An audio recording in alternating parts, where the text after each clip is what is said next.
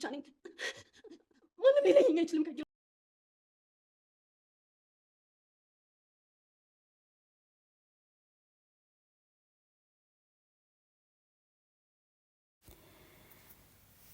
ዛሬ አንድነት ለሁሉም የሆነውንና የሚሆነውንም እንዲሁም ያለፈውንም ለሁላቸውም ለቤተሰቡ ዝርግፍግፍ አድርጋ ሚስጥሩንም በሙሉ ፍርጥርጥ አድርገዋለች ማለት ነው። ቤቲ ባለችበትና የጽናት ጓደኛም ሰናይት እንዲሁም መምሩ ናሆም ሁሉም ቤተሰብ ባለበት ሁሉንም ጉዷንም ዝርግፍግፍ አድርጋ አውጥተዋለች ማለት ነው።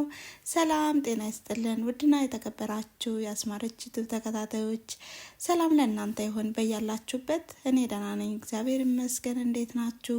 ስራ ጤና ሁሉ ሰላም? ከኔ ጋር ሁሉም ሰላም ነው። ዛሬም በአዲስ ቪዲዮ መጥቻለሁ ማለት ነው። ይህም ጽናት ድራማ በክፍል 46 በባለፈው ያየነውና የተመለከትነው ኪራ ለቤቲ ቀለበት ላስርላት ነው ብሎን እንዴት ሊሆን ይችላል እያልንም እኛ ተመልካቾችም በጣም ግራ ተጋብተን ነበረ። በጉጉትም ስንጠብቅ የነበረው ክፍል ነው ማለት ነው ዛሬ የተለቀቀ። በባለፈው ክፍል እንዳያችሁትና እንደተመለከታችሁት ቤቲም ደስታዋን መቆጣጠር አቅቷት ነበረ። ጽናትም በሀዘን ላይ ነበረች። እናም ጽናትም ደግሞ በጣም ተናዳም ስለነበር ወደ መጠጥ ቤት መሄድ አለብኝ በማለት ከናሆም ጋርም አውርተው ነበረ።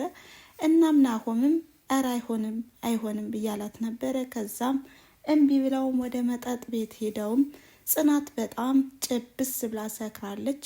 ያለፈውንና የሆነባትንም የቀድሞውን ታሪኳንም እየዘረዘረች ነው።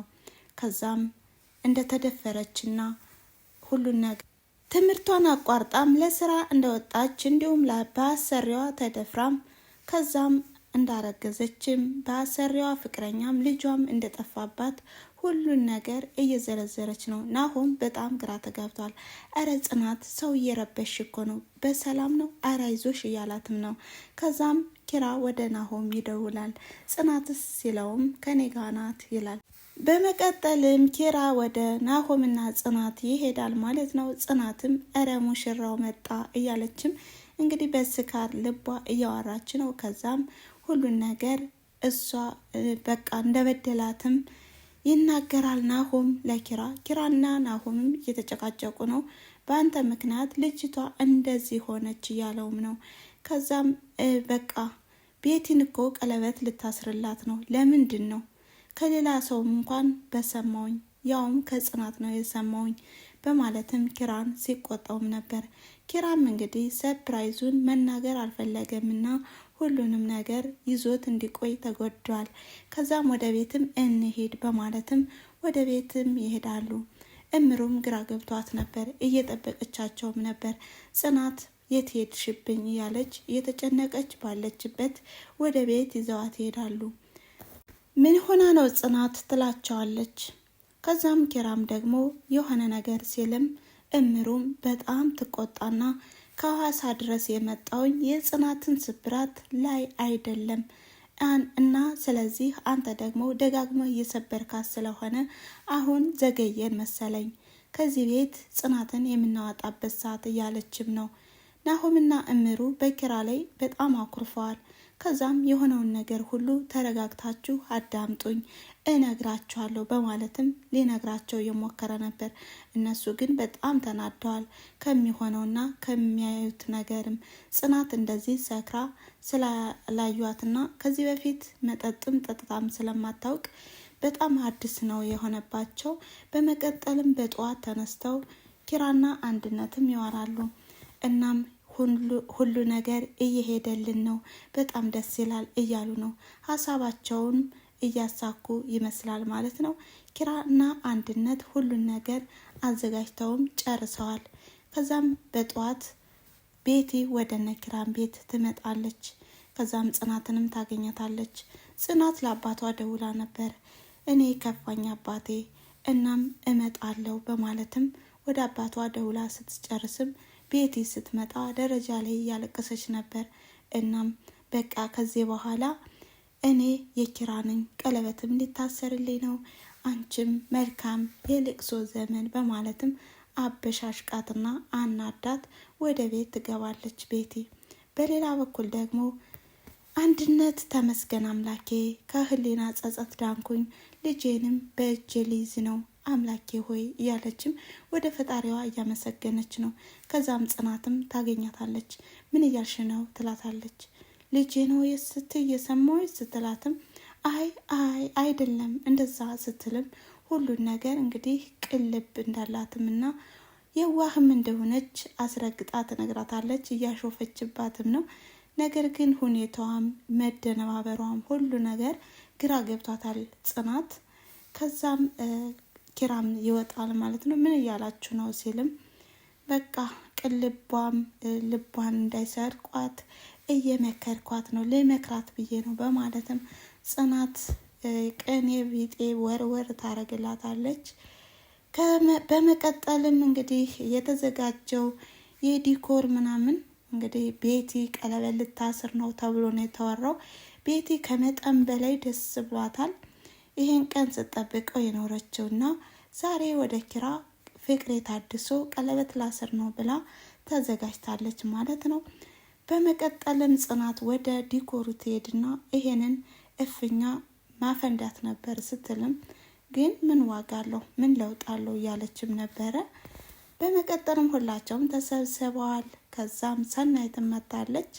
ሰናይት በምትመጣበት ሰዓት ጽናት እየተከዘች ነበር። እናም ቀለበት ሊያስርልሽ ነው እንዴ ኪራ ትላታለች። አይ እንደዛ አይደለም አንቺ ደግሞ ታናድጅኛለሽ አይደለም እያሾፍሽብኝ ነው አይደል ትላታለች። በመቀጠልም ሁላቸውም ተሰበሰቡ። ናሆምም እምሩም ሰናይትም አንድነትም። ከዛም ደስ ብሏቸዋል፣ በጣም ከፍቷቸዋልም። ይሄ ነገር ደስ ያላቸው ኪራና አንድነት እንዲሁም ቤቲ ናቸው። አንድነት ከህሊና ጸጸት ልድን ነው ብላ ሚስጥሩንም አውጥቻለሁ ከዚህ በኋላ ወደ ልጄም ሊሄድ ነው ብላለች። ኪራም ጽናትን ላገኝ ነው ብሎ በጣም ደስ ብሎታል። ቤቲም ስጠብቅ የነበረው ቀለበት ሊታሰርልኝ ነው ብላ ደስ ብሏታል።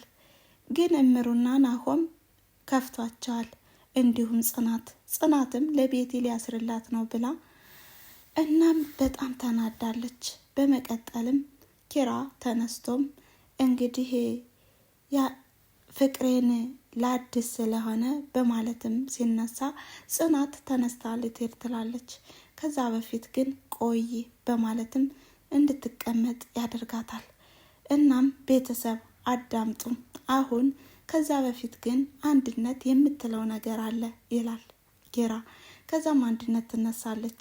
አንድነት ከነ ኪራ ቤት እንዴት እንደገባችና በምን አይነት መልኩ እንደገባች እንደገናም የቀድሞ ህይወቷንም መጀመሪያ ላይ ልጅ እንደነበራትና ከዛም ልጇም ታሞ ወደ ጎዳና ላይም እንደወጣች እንዲሁም ገንዘቧን በሙሉ ለሕክምና እንደጨረሰችም ትናገራለች።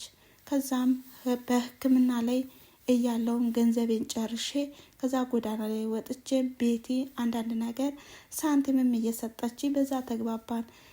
ከዛ ማውራት ጀመርነ። ቤቲ ከኪራ ልጅ እንዳረገዘችና ጽናትና ኪራም ልጇን እንዳስወረዱባት ይሄንን ታሪክ የጽናትን ታሪክ ገልብጣም የቤቲ ታሪክ ነው ብላም አወራችኝ፣ የራሴ ታሪክ ነው ብላ። ስለዚህ እኔ ደግሞ ወልጃለሁና በጣም አሳዘነችኝ። እናም ይሄን ነገር ላደርግ ተገደርኩኝ። እኔም በጣም ከፍቶኝም ነበር፣ አጥቼም ነበር። ስለዚህ በእንደዚህ አይነት ነገር ነው የገባው።